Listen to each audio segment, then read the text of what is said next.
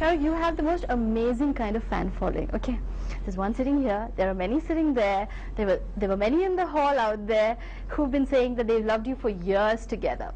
But as a person, have you not made too many friends along the way, real good friends? Do you feel that way?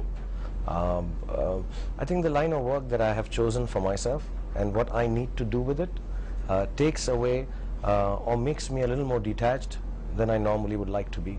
If I wasn't such a public figure, if I wasn't so much in the face of everybody from early morning, from hoardings, from newspapers, from televisions, on radio channels, and if I did not have the worry of being so successful, I would not have the worry of failing or surprising people. You know, every morning there is this desire in my heart to do and surprise people with my work. Hopefully not fail them, even though I'm trying to surprise them. Match the two, be able to create and do the commerce. So many things happen in the day. Along the way, I think what happens is, at one angle or the other, some of the people that you really love want them to be next to you, hold on to you and talk with you or chat with you or just drop in. I think I've just lost the timing for that. It's not that I don't have any friends, but I think I've dedicated my life to what I do. I've dedicated myself to act in films, and when you take that kind of stand. But you don't think that your temperament doesn't let you have friends? That's not true. You are just generally a nice, gentle person. You don't think that way? I'm a good guy, yeah. I'm thinking. Okay, so if you have to think, then it's like, yeah, by the time they've thought, I've gone. No, I think I'm an okay guy. I'm a good friend. Shah Rukh is very good advice, and he can listen to your problems and give you insight and advice, and that takes, I think, a lot of time and interest in another person. So I don't think he'd ever be short for friends if he wanted and had the time and inclination to go out there and what do you have to say to all the people who've been constantly saying things about, midlife crisis and all of that? What do you have to say to these people? I can't say it on television. I've seen on channels over made up, silly, stupid people talking silly, nonsensical things about me, and you know what? I have to be nice to them even when I meet them now in public, and that's the part of Dilli Ka Gunda which has to be curbed. And I do. I'm a gentleman, I'm educated, I'm well brought up, and I have an image to live to. Katrina told me, and I should try and do that. But sometimes I just want to tell people, you don't know me, you don't live the life I have, you're never going to have the life that I do, even if you become 10 times the star that I am, inshallah.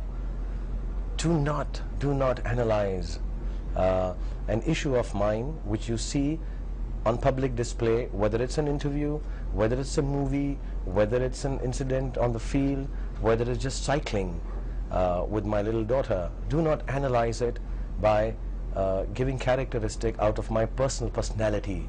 You don't even know me. I don't know me. I don't have time for myself. So if MCA, that whole situation, had to happen all over again, would you do it differently, or would you do exactly what you did?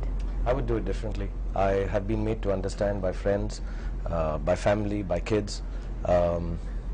I said it actually right after that. I called in the morning everyone, and because it's so important now to tell the press how you feel before you actually feel it also. So I told everyone, I'm extremely apologetic for my behavior. I will not go into the right and wrong of what happened there. It's happened and passed. Even in the next moment it was passed. I'm also apologetic because I think I embarrassed my children, my family, my friends, and I'm not that kind of person. As you're writing your autobiography, you've been writing it for some time now, and in the past we've seen, in the recent times in fact, that you are talking a lot about how close you are to Islam, how your father's teachings are coming back to you, and you're associating yourself a little bit more with your religion. That's probably one reason why you made My Name is Khan. How important is your religion to you? How do you relate to it?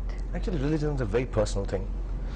It's more personal than written in books, and even in the talk that I'm doing with you right now. Everyone has their own personal religion, and that's how it should be. It's a discipline, and you have the discipline, she has the discipline, I have the discipline, and fortunately or unfortunately I happen to be a public figure, so when I talk about it, it's not taken out of context, but it is taken a little more seriously. And should it be accepted more publicly because Shah Rukh Khan says so? No. I've just said my point of view, that my religion has taught me every time to be peaceful. My actions may not be like that, so please forgive me. But beyond that, the reason I talk about religion is because I try to understand it more now. You know, I was brought up in a Catholic school. I have worked only with, you know, in Ram Leelas and know the Gita and the Mahabharata, and by birth, a Muslim. So I know the Quran as much as, I don't make claims to know it fully, but I've read it. And I'd like to pass on whatever little good things, which are actually very generic, you know, about the religion, and try and follow them to as much as I can. You know, a lot of fans, a lot of us have genuinely thought that Shah Rukh Khan has never been linked with anybody, and you know, he's this very clean actor who's never been linked, which is a great thing. But a lot of us were really hurt when the whole Priyanka Chopra rumor erupted and all of that. How did you take it personally? What do you have to say to people about that whole issue? Two parts. One, to me what is most disturbing is the fact that a lady who's worked with me has been questioned, and somewhere down the line not been shown the kind of respect I show her or all the women. I think it's a little disrespectful. I'm extremely sorry about that. Sorry means it's not directly because of anything I've done, but the fact that she's my friend. She's one of the closest friends I have, and very close to my heart, and always will be. And I just feel sometimes when things are said, I needed to step back from it, because I find it very banal and very small and very menial, and you know, it just tends to spoil relationships that people share while working together. And she's a little girl who started her Miss India crowning with me, or Miss World crowning with me, I don't remember. World, yes. Yeah, and you know, we've shared some of the nicest moments on screen, off it, as friends, and it's unfortunate. It's extremely unfortunate and sad for me to think that, you know, a friendship gets a little soiled. I think we all have But has this that tendency. affected your friendship at all? No, not The at whole all. rumor? Not at all. Not at all. I think she's matured enough beyond her years to, you know, deal with it. But having said that, I think we all rush into giving names to relationships without even understanding them at times. You know, that's the strange part. Not only of media, I think all of us. Thank you. Thank you. Thank you, Imogen. Thank you.